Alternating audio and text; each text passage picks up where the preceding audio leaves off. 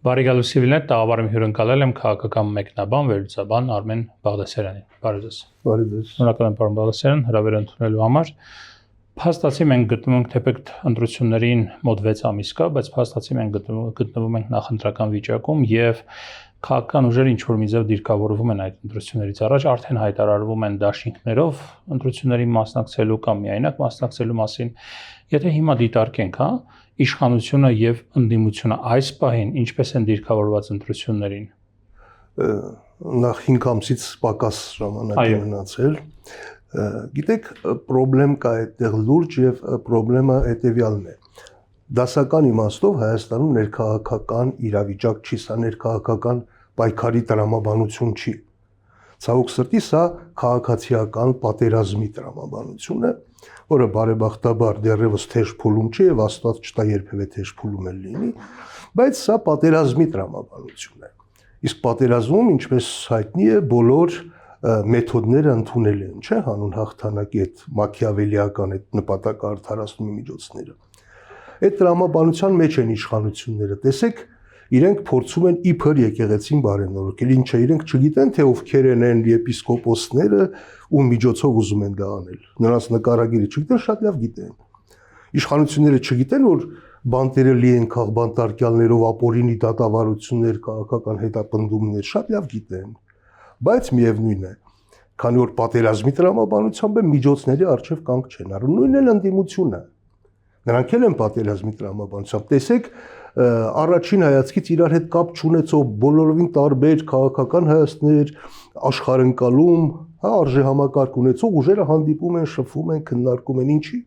Չգիտեն դիմացինները ովքեր են, գիտեն, որովհետև էլի պատերազմի տրամաբանության մեջ են։ Ամեն գնով հաղթել իշխանությանը։ Ամեն գնով հաղթել իշխանությանը։ Սա լավ տեղ չի տանելու։ Այսինքն այո, պիտի ընդդիմությունը համախմբվի, բայց ես չեմ կարծում, թե դա հնարավոր է նախընտրական համախմբման տեսքով։ Պետք չի պես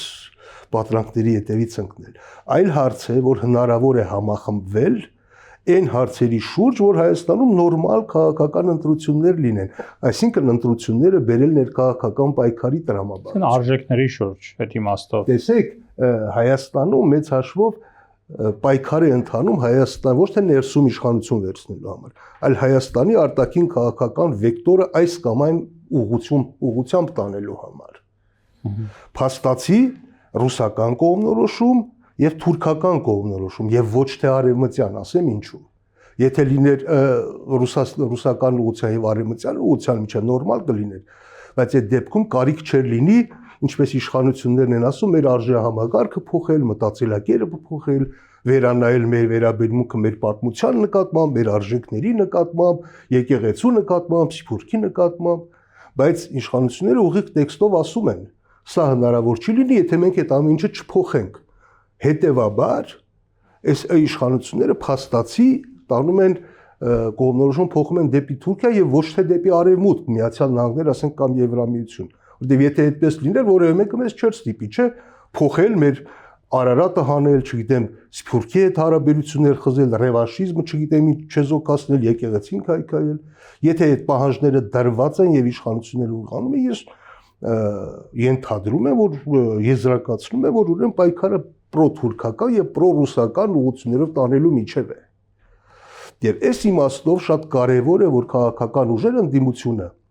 համախմբվեն, որպեսզի թույլ չտան այդ արժեհամակարգը փոխել։ Դրա շուրջ հո կարող են համախմբվել։ Իսկ իշխանությունը ասում է այդ արժեհամակարգը, որի մասին դուք խոսեցիք, եւ դրա փոփոխությունները անհրաժեշտ են, որպեսզի մեր միջավայրի հետ մեծ հաշվով ես ուղիղ չեմ մեջբերում իրենց ասածները, բայց իմաստը եւ բովանդակությունն այն է, որ մենք մեր տարածաշրջանում մեր վերմակի գյորա կներեք արտահայտությանս համար մեր ոտքերը երկարացնենք եւ տարածաշրջանում մեր միջավայրի հետ համահունչ եւ հանգիստ կարողանանք ապրել, որովհետեւ այն պատմությունը եւ այն ուրեմն նարատիվները, որ մինչեւ այդ կային, դրանք կոնֆլիկտի նարատիվներ են եւ հավերժական կոնֆլիկտի մեջ են բայելու Հայաստանին։ Այսինքն ինքը բոլորեն կետերը արժեհամակարգ Նիկոլ Փաշինյանի մասին եմ ասում, որտեղ ինքը ասում էր կարմիր լաթը թափ չտանք ցուլի արջը, չէ՞։ Իմաստը այն էր, որ այն ամեն ինչը ինչ որ կարող է մեզ համար առավելություն լինել, կարող է մեր թշնամիներին բարկացնել, դրա համար պիտի հրաժարվել դրանից։ Բայց դա առավելություն է։ Այո, իհարկե առավելություն է, ընդ որում առավելություն է անկախ նրանից Հայաստանը կլինի պրոռուսական թե պրոարևմտյան։ Եթե սպառնալիքները ահագնացնում է քո հանդեպ 90 միլիոնից Թուրքիա եւ 10 միլիոնից Ադրբեջանի կողմից, դա առավելություն է թե թերություն, եւ դու 3 միլիոն ես։ Եթե սպառնալիքները ահագնացնում է, ապա իհարկե դա թերություն է, բայց սպառնալիքները կարող է չահագնացնել, մինչև Նիկոլ Փաշինյանի իշխանությունը որևէ մեկը Թուրքիային սպառնացել էր, որևէ մեկը հայտարարել էր, որ Սևրի դաշնակիր այսօր եւս չի կորցնում իր արդիականությունը։ Լսել եք Նիկոլ Փաշինյանից բացի որևէ մեկ այդպիսի բան ասել։ Այսինքն այդ որ սպառնալիքները ահագնացնում է, դա Հայաստանի իշխանությունների քաղաքականությունն է։ Այլ քաղաքականություն լինի, եկեղեցու միասնություն, սփյուռքը կարող է մեզ համար առավելություն լինել։ Առանց թշնամիներին վախեցնել, ընդ որում կարող է առավելություն լինել անկախ նրանից Հայաստանը պրոռուսական է թե պրոարևմտյան։ Դրա համար էլ ընդդիմությունը կարող է համախմբվել այդ արժեհամակարգը չփլուզելու հարցի շուրջ։ Իշխանությունին թույլ չտալ, որ Հայաստանի ընտրությունները դառնան պրոքսի պատերազմ Հայաստանի ներսում, որ ամեն պահի կարող են վերածվել թեժ փուլի։ Այլ միայն դրանից հետո արդեն նորմալ քաղաքական ընտրություններ կայացնեն եւ հասարակությունը որոշի թե ում է ընտրում, ոչ թե պատերազմի տրամաբանությամբ, այլ քաղաքականության։ Այս հարցի շուրջ է, որ կարող են համախմբվել հասարակությունը գոնե։ Եվ դրա համար ես ասում եմ, որ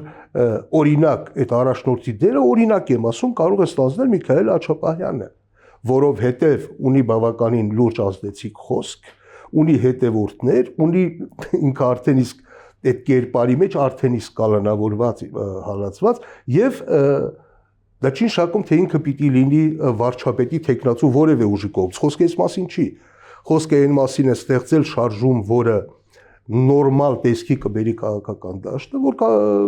հասարակությունը ընտրություն կատարի քաղաքական ուժերի միջև եւ ոչ թե Թուրքիայի ու Ռուսաստանի միջև։ Իսկ կարող է ձեր դեղատոմսը առաջարկած բերի ել ավելի մեծ պոլարիզացման եւ բևեռացման հասարակությանը, որովհետեւ մի հատ էլ առաջնորդ էլի եկեղեցական քաղաքական գործընթացները, իսկ ինչպես ուզում եք անվանել դա քաղաքական գործընթաց է, ել ավելի է սրելու հարաբերությունների եկեղեցի պետություն, եկեղեցի կառավարություն։ Դուք կարծում եք, որ ել ավելի է հնարավոր սրել։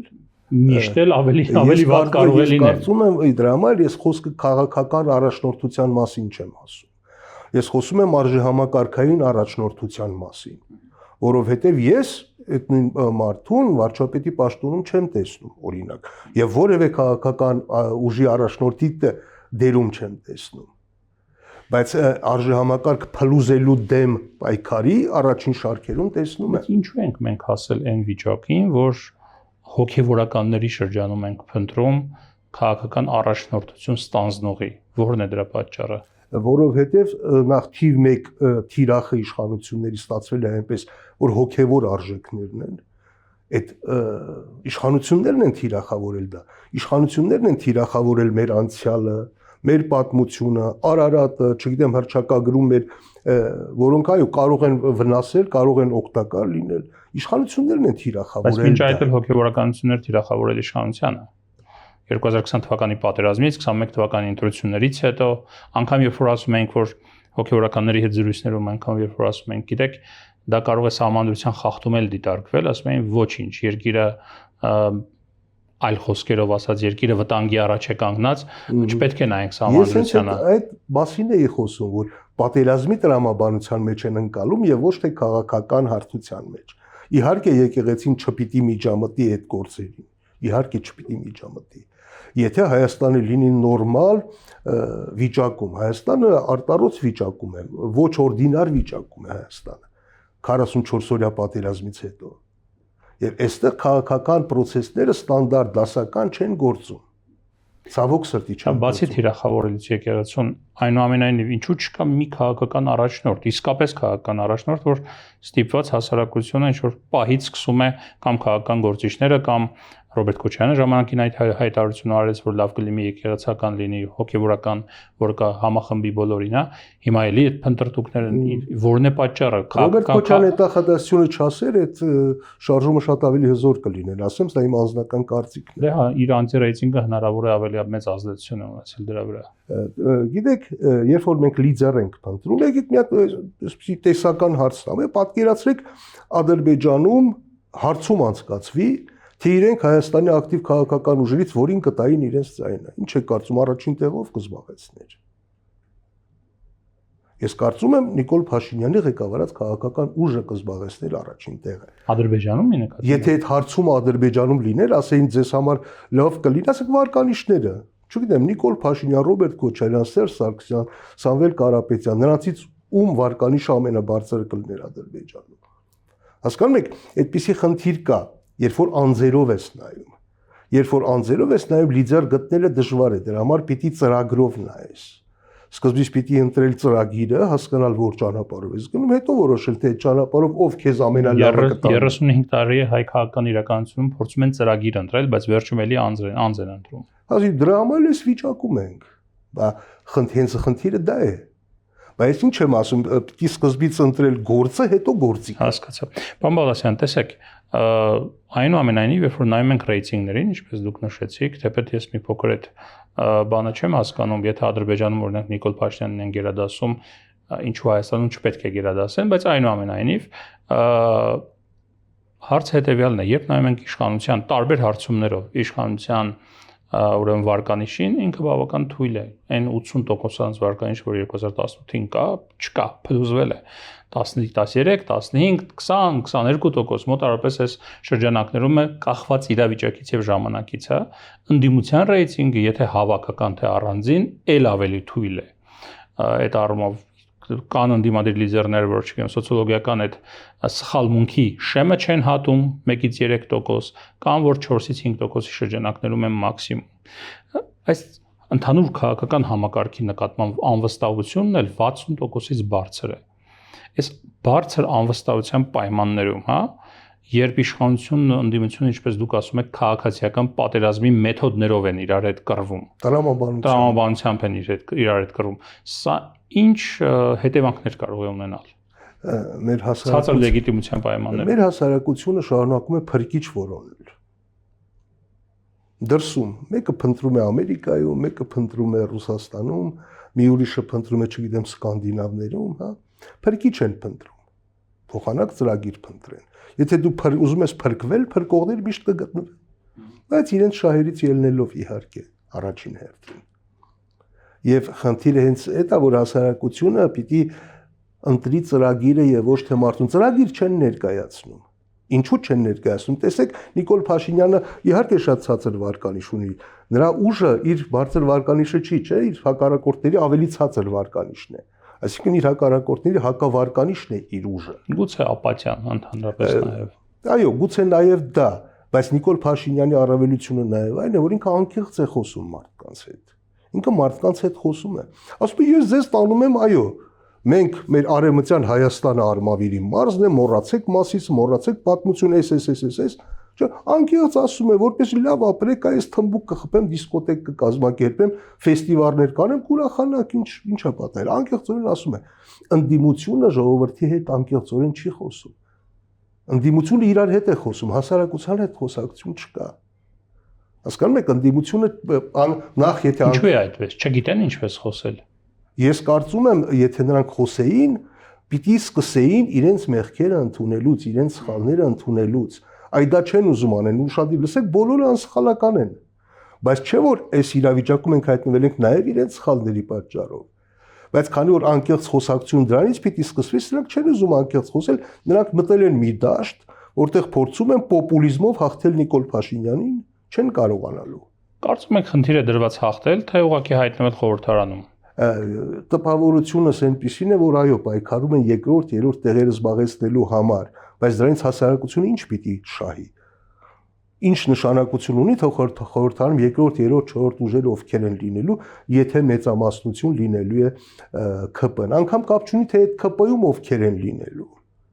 Որովհետև միևնույն է Նիկոլ Փաշինյանն է միանձնյա որոշումներ կայացնելու, չէ՞, եթե այդ ուժը հաղթի։ Դրա համար խորհրդարանական այդ մանդատը, այդ պորտֆելները ոչ մի նշանակություն չունի, այս պորտֆելը որի նեումն է մարզպետով է, էական չի, եթե որոշումները կայացվում են մի կետից։ Եկեք ձեզ հետ մի փոքրիկ վարժություն անենք եւ ինձ թվում է նաեւ լսարանն էլ հետաքրքիր կլինի։ Անձերով գնանք, թեպետ ասացինք ծրագրերն են կարևոր, բայց այնուամենայնիվ շանսերի տեսանկյունից այս ընտրությունների մասով, հա, Նիկոլ Փաշինյան, ամենաբարձր շանսերն ունի։ Ռոբերտ Քոչարյան, Ավելի ցածր։ Ես կարծում եմ նա մեծ դժվարություն կունենա երկրորդ տեղը զբաղեցնելու։ իր դաշինք, իր ղեկավարած դաշինքը, Սերժ Սարգսյան, Ավելի փոքր են շանսերը, կարծում եմ։ կմտնեն խորհրդարան, թե ոչ ձեր Դա կարծիքով։ կախված է նրանից, թե նոր ձևավորող ուժեղ Հայաստան էր, կարծեմ այդ մեր ձևովը։ Այո, Դա կախված է նրանից, թե ուժեղ Հայաստանը ինչ քարոզարշավ կիրականացնի եւ ինչ ռեսուրսներ կգեներացնի։ Այսօր դեռևս թույլ է։ Ես տեսնում եմ, որ թույլ է եւ բազմաթիվ խնդիրներ կան, բայց բավականին ժամանակ կա, ռեսուրսներ էլ կան, կարող են ինչ որ բան անել եւ իրենցից կախված կլինի, թե ովքեր կլինեն երկրորդ, երրորդ, չորրորդ տեղեր։ լավ, հենց մեր ձևովին է գալիս Սամվել Կարապետյան։ Դա եմ ասում, այս պահին իրենց վարկանիշը կարծես թե ընկնում է, ինչու, որովհետեւ իրենք շեշտը դնում են տնտեսական խնդիրների վրա, որպեսզի դուր գան հասարակության իրենց կարծիքով, մինչդեռ ակնհայտ է, որ Հայաստանի խնդիրները տնտեսական չեն։ Հայաստանի խնդիրների արմատը տնտեսությունը չի։ Ցանկություն կա քաղաքականությամբ չզբաղվելու մոտ, առավես է դրա մասին։ Այո, իրենք մտածում են, որ ըստ երևույթին իրենք նայել են, տեսել են, որ հասարակության 60%-ը կարծես թե քաղաքականությունից հոգնել է, շեշտը դնում են այդ ընտրազանգվածի վրա։ Ապաթիայի մեջ գտնվող մարդկանց ինչ-որ բան առաջարկել, այսպես ասած։ Այո, առաջարկել են, ինչ որ մյուսները չեն առաջարկում, եթե պարզ ասենք։ Էդմոն Մարուքյան, Շատ ցածր եմ համարում շանսերը, եթե միայնակ մասնակցի։ եւ ՀԱԿ, Հակինը նույնպես։ Հայաստանի կոնգրես։ Այդ ուժը բևեր ձևավորելու պոտենցիալ ունի իր մեջ, որովհետև այն շեշտադրումները, որ իրենք անում են, անկախություն, Հայաստանակենտրոն եւ այլ, հաշվի առնելով նաեւ անցյալը, եթե կարողանան իրենց շուրջ ձևավորել այդ բևերի բոլոր ներկայացուցիչներին, կարծում եմ խորհրդարան մտնելու շանս կարող են ունենալ։ Բայց միայնակ ոչ։ Միայնակ չեմ կարծում եւ չեմ էլ կարծում, թե իրենք կցանկանան միայնակ գործել։ Շնորհակալ եմ զրույցի համար։ Ես նույնպես շնորհակալ եմ։ Սիվիլիա տաղավարում ես զրուցեցի Արմեն Բաղդասարյանի հետ։ Առողջ եղեք։ Կհանդիպենք։